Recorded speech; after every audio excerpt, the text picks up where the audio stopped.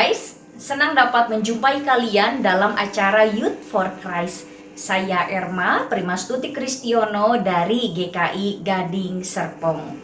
Guys, hari ini judul perenungan kita Belau, yang diambil dari Roma 7 ayat 1 sampai dengan 6. Namun sebelumnya, mari kita berdoa. Kami bersyukur kepadamu Tuhan untuk setiap pimpinan dan penyertaan Tuhan.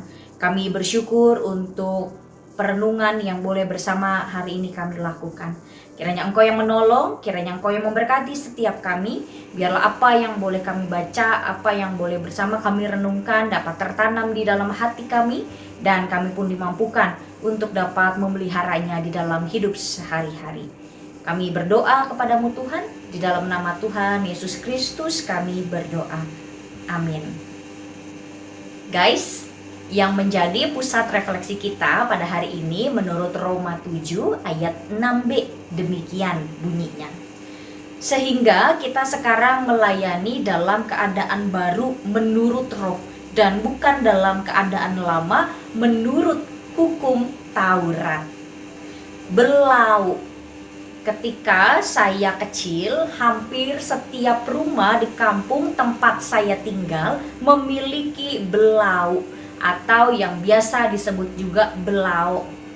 Belau adalah tepung berwarna biru yang dipadatkan, digunakan sebagai bahan pencampur air pembilas cucian, agar warna pakaian menjadi kebiru-biruan.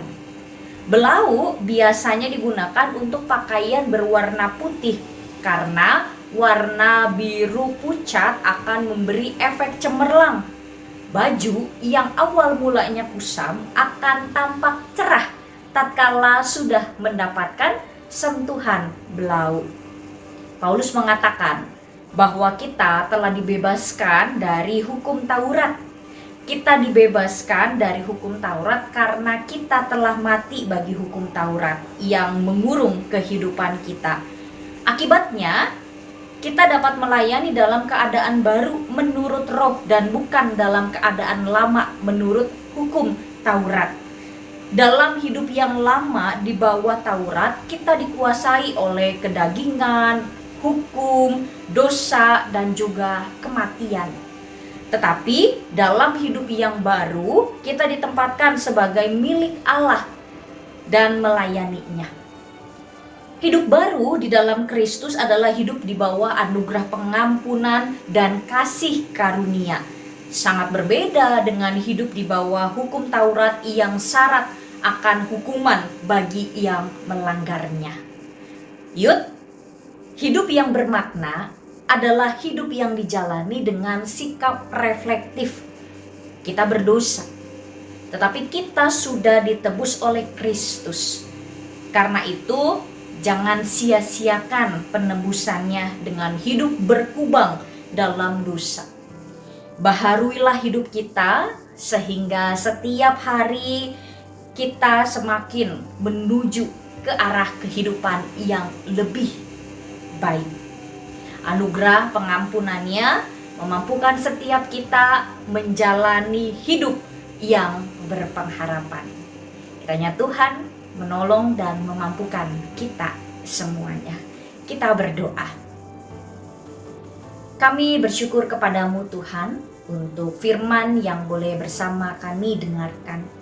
Ajar setiap kami sebagai anak-anak-Mu untuk hidup di dalam kebenaran firman-Mu.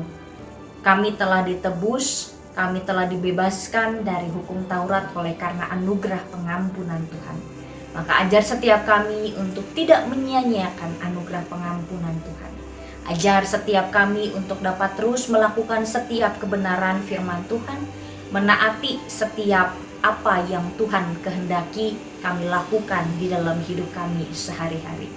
Inilah ya Tuhan segala kehidupan kami, perbaharuilah kami, dan kiranya kami dapat terus menjadi pengikut Tuhan yang selalu taat. Dalam nama Tuhan Yesus Kristus kami berdoa. Amin. Demikianlah renungan kita pada hari ini. Jangan lupa untuk like, subscribe, dan bagikan kepada orang yang lain. Tuhan memberkati kita semuanya.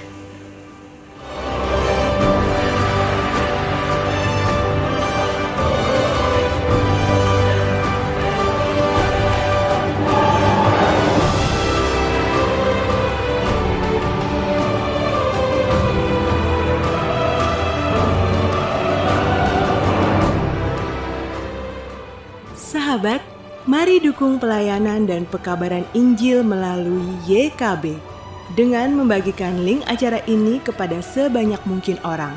Dukungan juga dapat saudara lakukan dengan mentransfer dukungan finansial ke rekening BCA ke nomor 450 305 2990 450 305 2990 atas nama Yayasan Komunikasi Bersama.